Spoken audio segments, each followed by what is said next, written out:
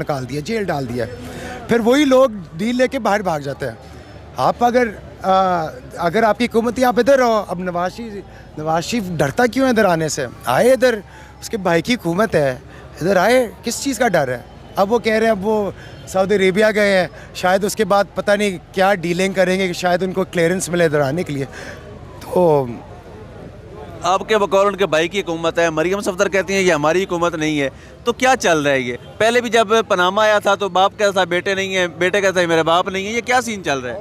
ये अपनी मफाद के मुताबिक पाकिस्तानी बन जाते हैं, मफाद के मुताबिक बैरून मुल्क के लोग बन जाते हैं। तो ये बस अकाउंटेबिलिटी से भागना चाहते हैं। दूसरा ये बताइएगा कि हुसैन नवाज ने बेटे होने का क्रेडिट लेते हुए इधर वो कहता है पाकिस्तानी नहीं हूँ, तोशा खाना से वो चीज़ें ले गया है, तो आप मांझे थे, आपने कोई कुछ नहीं लिया?